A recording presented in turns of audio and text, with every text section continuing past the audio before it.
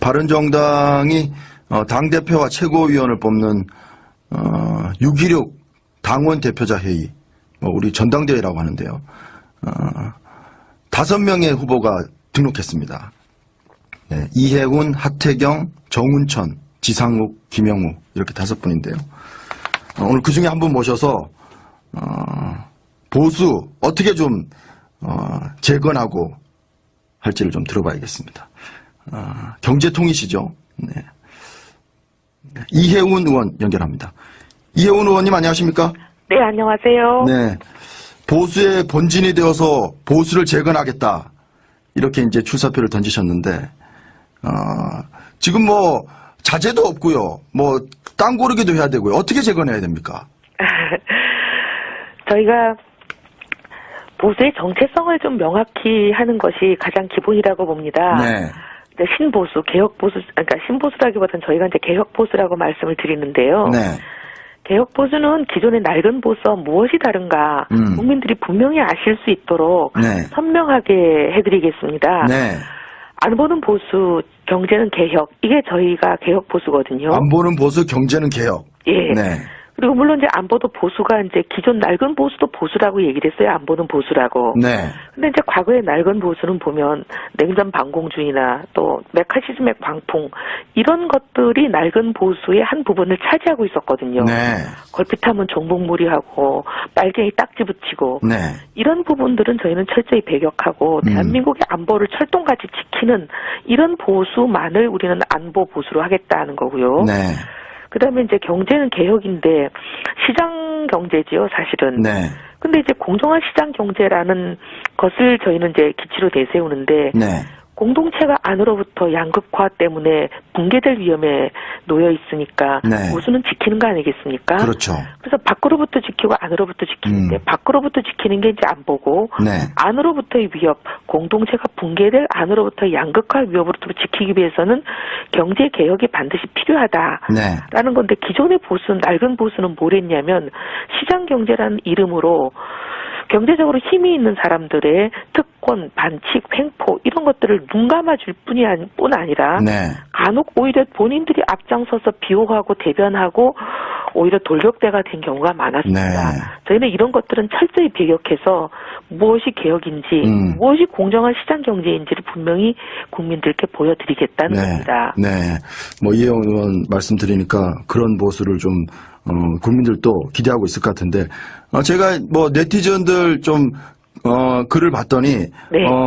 이혜원 의원 응원글이 상당히 많더군요. 아유, 감사합니다. 특히 그 여당 지지자들이 상당히 응원하고 있더군요. 합리적 보수 이러면서요. 네. 아유, 감사합니다. 네.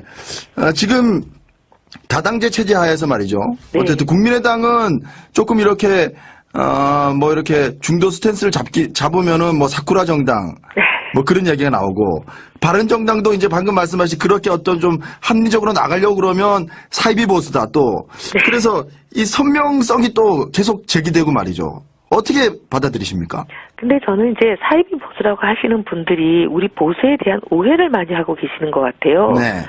보수가 그럼 그렇게 말씀하시는지 반대를 좀 하려거나 아니면 좀 찬성을 하려거나 할 때 무조건 사이비 보수라고 말씀하신다면 그분들 머릿속에 있는 보수라는 거는 과거 진영 정치를 염두에 두고 계시는 거 아닌지 네. 진영에 몰입이 돼서 무조건 여당이 하는 것은 반대하고 진보가 하는 것은 반대하고 발목만 잡는 이런 것을 보수라고 생각한다면 네. 그것이야말로 낡은 보수라고 생각합니다. 네. 그렇군요. 보수도 대한민국을 위해서 협력할 것은 과감히 협력하고 네. 반대할 것은 결연히 막아서고 아까 말씀드린 안 보는 보수, 경제는 개혁 이 정체성에 어긋난다고 생각해서 이건 아니다라고 판단되는 것은 저희는 결연히 막을 겁니다. 네. 경선은 이제 당원들 투표하고 여론조사를 합산해서 진행되지 않습니까? 네. 지금 당원들은 지금 뭐 대선 기간에 좀 유입이 많이 된 것으로 지금 전해지고 있는데 몇 분 정도 됩니까? 탈당 사태를 계기로 들어오신 분들이 온라인 당원만 거의 한 2만 명 되는 걸로 알고 있습니다. 2만 명이요? 네. 네. 그러면 이제 그분들의 어떤 생각 또 의중 이런 것도 파악해야 될 텐데 대부분 또 젊은 층들이 좀 많겠군요. 네, 주로 그때는 이제 유승민 후보를 지지하는 분들이 굉장히 많은 것으로 보이고요. 네. 당내에서 여론조사를 해봤습니다. 당원들을 대상으로. 네. 특히 이제 그때 들어오신 분들 언제 들어왔느냐도 물어보고 왜 이 바른정당을 선택하게 됐느냐도 물어보고 네. 이거 답을 하신 걸 갖고 분석을 해보면 네. 그 탈당을 계기로 들어오신 분들은 대부분 보면 이제 유승민 후보를 지지하고 뭔가 좀 살려보겠다 이런 네. 마음들이 있으신 것 같아요. 그때 이제 대선 기간 선거운동 하실 때, 젊은이들이 이렇게 보수를, 박수치고 이런 거는 참 선거운동 하면서도 처음 겪어봤다. 이런 말씀들을 많이 하셨어요. 바른정당 의원들이. 맞습니다. 그리고 그때는 대부분 젊은, 특히 이제 온라인 당원은 연세 드신 분들이 가입하시기가 참 어려운 그렇죠. 절차입니다. 네. 대부분 젊은 분들이었고, 그리고 의외로, 심지어 고등학생들도 굉장히 문의가 많이 옵니다. 아, 그렇습니까? 네. 네. 고등학생들도 당원으로 가입은 됩니까? 안 됩니다. 근데 이제 그 중에 간혹 19세 정도 이런 그 연령이 되는 분들도 네. 문의가 오기도 합니다. 자유한국당 같은 경우에는 이제 보수의 어떤 지지 기반이라고 하면 역시 연령층이 좀 5, 60대 이상의 또, 영남, TK 중심의 어떤 지지 기반이라고 할 수 있다면, 바른정당은 어떻게 좀 얘기할 수 있을까요? 지지 기반을. 저희는 주로 2040입니다. 네. 자유한국당이 6070이시잖아요. 네. 근데 저희는 2040, 심지어 50까지 있습니다. 그게 이제 중심축입니다. 물론 지역적으로는 어떻게 서울이라고 수도권이 얘기합니까? 많습니다. 네. 수도권이 많고요. 네. 그다음에 당원으로 비율을 보면은 아무래도 그래도 또 영남권이 또 주축 또 하나의 두 축 중에 하나라고 볼 수 있습니다. 네. 수도권이 한 축이면 또 한 축은 영남 축이긴 합니다. 네. 그렇군요. 내일부터 이제 권역별 정책 토론회에 들어갈 텐데, 네. 그 국토부 장관 후보자 김현미 후보자는 투기 차단을 위해서 아파트 분양 원가를 공개하는 걸 검토할 수도 있다 이렇게 얘기했던데 좀 파격적인 어떤 이런 공약을 좀 내세울 생각은 없으십니까? 저는 이제 경제 정책하고 안보 정책은 기존에 워낙 대선 때 저희 당이 국민들께 약속드린 게 책이 한 권이 될 정도로 많습니다. 네. 그래서 그 부분들은 우리 당이 드린 그 입장을 그대로 저는 계승하고요. 네. 오히려 저는 이제 당이 할 수 있는 여러 가지 당내 민주주의나 네. 당의 여러 가지 이제 기구들 이런 부분을 공약을 내세웠는데요. 네. 온오프라인에서 국민과 당원의 의견을 모든 당의 결정에 반영하는 것을 의무화하는 거 네. 그런 것을 공약을 드렸고요. 특히 이제 저희가 좀 전에 우리 진행자도 말씀하신 청년들이 많이 몰려오셨잖아요. 네. 관심을 가지시고. 네. 그래서 저희는 청년 중심 정당을 만들겠다. 네. 특히 청년들이 제일 어려움을 겪는 게 취업입니다. 네. 근데 취업 과정에서 보면 이 채용 절차가 공정하지 않아서 많은 피해를 보세요. 네. 예를 들면은 이제 언론기관 말씀을 드려서 죄송하지만 실무평가라는 이름으로 월급 한 푼 주지 않고 아직 합격했다는 통지를 주기 전에 네. 3달씩 실질적으로 일을 시키는 경우들도 있어요. 네. 그러면 아직 합격하지 않았기 때문에 월급 한 번 못 받아도 3달 동안 일을 죽어라고 하는 거죠. 네. 이게 굉장히 부당한 일입니다. 열정페이에. 그렇죠. 네. 그리고 심지어 합격 여부를 알려줘야지 빨리 안 됐으면 포기하고 다른 곳에 응시라도 할 텐데 합격 여부를 잘 안 알려주고 네. 그다음 불합격이면 점수라도 알려줘야 되는데 그것도 공개하게 하질 않고 공정하게 네.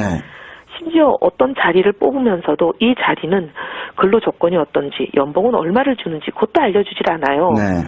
면접한다고 불러놓고 얼마 받을래? 라고 물어보면 아니 아직 합격이 되지 않은 사람이 합격이 되려면 주시는 대로 받겠습니다 할 수밖에 없지 않나요? 네. 그러니까 이런 굉장히 부당한 일들이 많습니다. 네. 그래서 이 취준생 보호법 이런 것도 만들고 이런 채용 과정에서 취업 준비하는 과정에서 부당 사례를 신고를 받아서 네. 이런 부분들을 입법이 필요하면 입법대로 또 네. 행정 감독이 필요한 부분은 이런 정부에 요청을 하는 여러 가지 다각적인 형태로 우리가 청년들을 보호하고 지원하는 그런 조치들을 강구해 나가겠다고 제가 약속드렸습니다. 알겠습니다.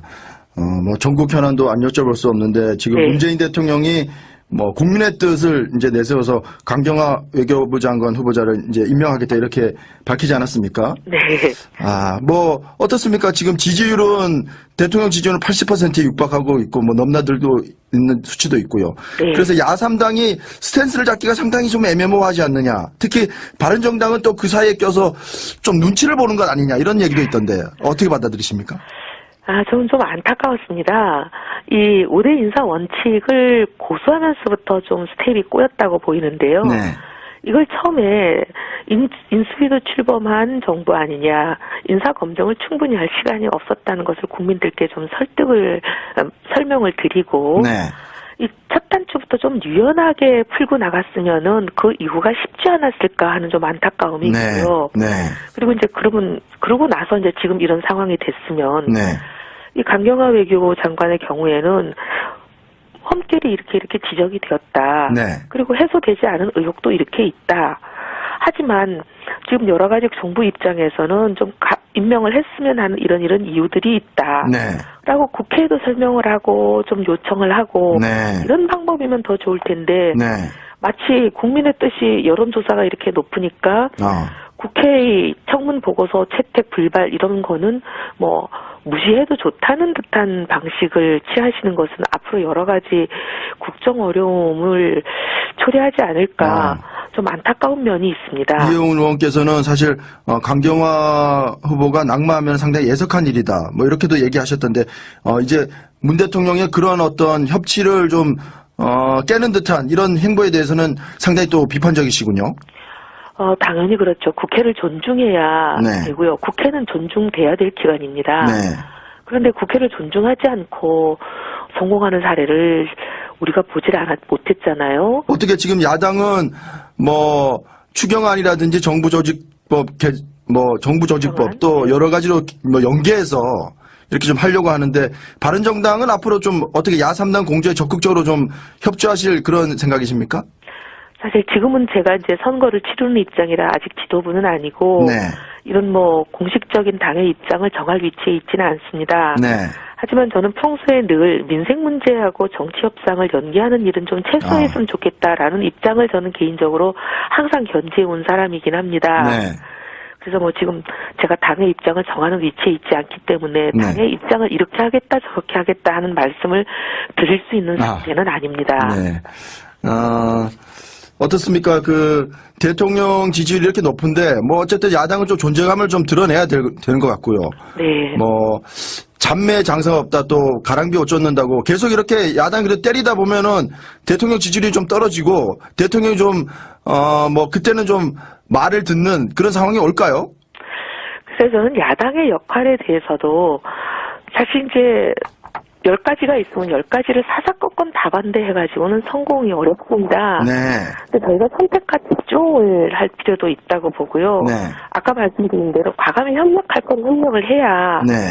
저희가 보수의 정체성에 비추어서 이건 도저히 찬성하고 협력할 수가 없다라는 사안을 우선순위를 정해놓고 네. 우선순위가 높은 사안에 대해서는 저희가 결연히 막아야 되죠. 네.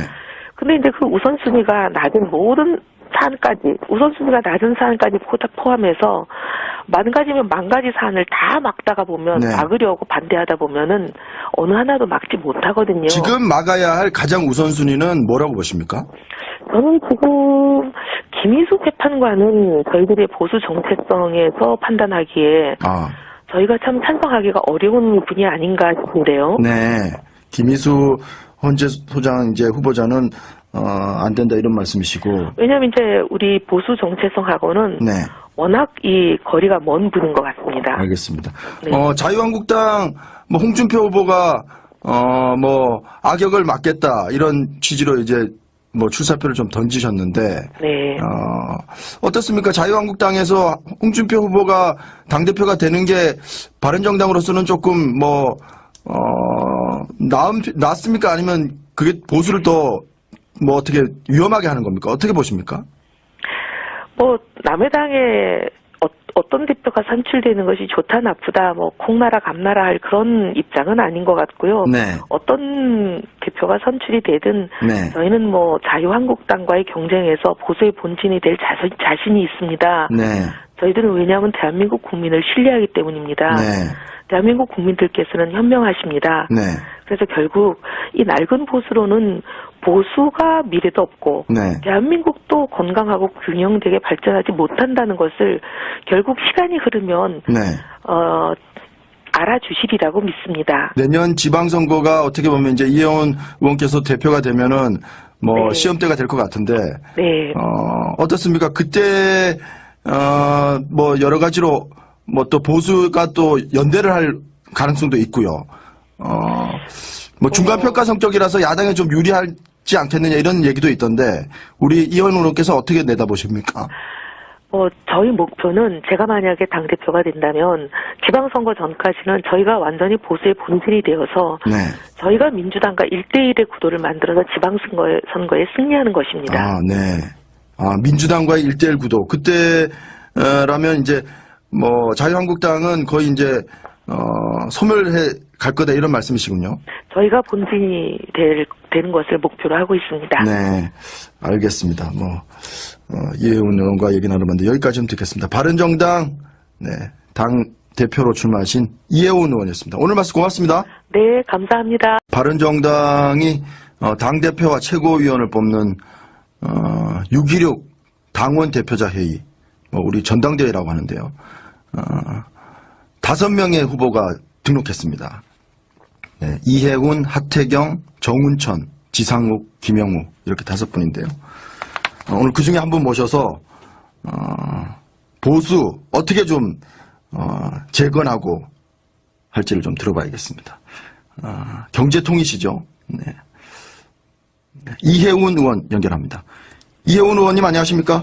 네, 안녕하세요. 네. 보수의 본진이 되어서 보수를 재건하겠다. 이렇게 이제 출사표를 던지셨는데, 지금 뭐, 자재도 없고요. 뭐, 땅 고르기도 해야 되고요. 어떻게 재건해야 됩니까?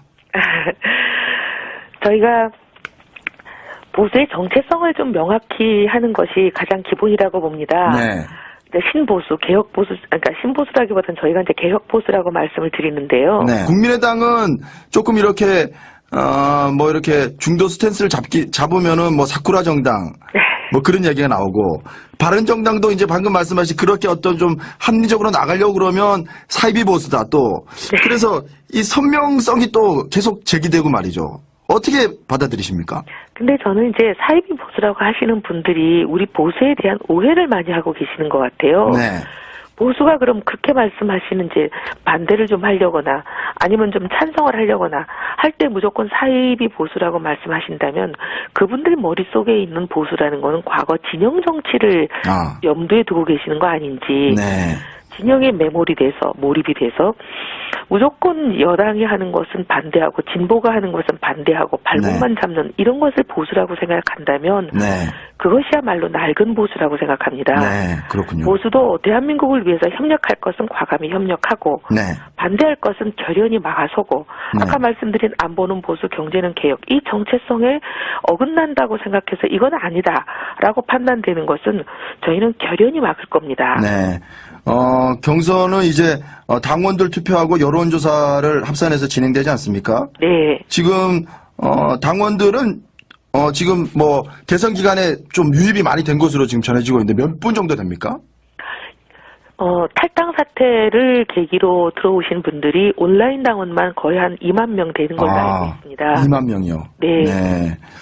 그러면 이제 그분들의 어떤 생각 또 의중 이런 것도 파악해야 될 텐데 대부분 또 젊은 층들이 좀 많겠군요. 네, 주로 그때는 이제 유승민 후보를 지지하는 분들이 굉장히 많은 것으로 보이고요. 당내에서 여론조사를 해봤습니다. 당원들을 대상으로.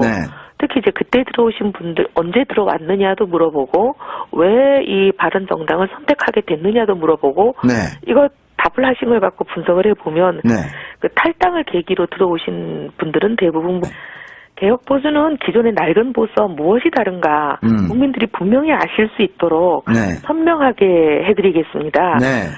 안 보는 보수, 경제는 개혁 이게 저희가 개혁보수거든요. 안 보는 보수, 경제는 개혁. 예. 그리고 물론 이제 안보도 보수가 이제 기존 낡은 보수도 보수라고 얘기를 했어요. 안 보는 보수라고. 근데 이제 과거의 낡은 보수는 보면 냉전 반공주의나 또 메카시즘의 광풍 이런 것들이 낡은 보수의 한 부분을 차지하고 있었거든요. 걸핏하면 종북무리하고 빨갱이 딱지 붙이고 이런 부분들은 저희는 철저히 배격하고 대한민국의 안보를 철동같이 지키는 이런 보수만을 우리는 안보 보수로 하겠다는 거고요. 그다음에 이제 경제는 개혁인데 시장 경제지요, 사실은. 근데 이제 공정한 시장 경제라는 것을 저희는 이제 기치로 내세우는데 네. 공동체가 안으로부터 양극화 때문에 붕괴될 위험에 놓여 있으니까 네. 보수는 지키는 거 아니겠습니까? 그렇죠. 그래서 밖으로부터 지키고 안으로부터 지키는데 밖으로부터 지키는 게 이제 안 보고 네. 안으로부터의 위협, 공동체가 붕괴될 안으로부터의 양극화 위협으로부터 지키기 위해서는 경제 개혁이 반드시 필요하다라는 네. 건데 기존의 보수는 낡은 보수는 뭘 했냐면 시장 경제라는 이름으로 경제적으로 힘이 있는 사람들의 특권, 반칙, 횡포 이런 것들을 눈 감아줄 뿐 아니라 네. 간혹 오히려 본인들이 앞장서서 비호하고 대변하고 오히려 돌격대가 된 경우가 많았습니다. 네. 저희는 이런 것들은 철저히 배격해서 무엇이 개혁인지 무엇이 공정한 시장 경제인지를 분명히 국민들께 보여드리겠다는 겁니다. 네. 뭐 이혜영 의원 말씀드리니까 그런 보수를 좀 국민들도 기대하고 있을 것 같은데 제가 뭐 네티즌들 좀 글을 봤더니 네. 이혜영 의원 응원글이 상당히 많더군요. 아유 감사합니다. 특히 그 여당 지지자들이 상당히 응원하고 있더군요. 합리적 보수 그런가요? 이러면서요. 네. 아유 감사합니다. 네. 지금 다당제 체제 하에서 말이죠. 네. 어쨌든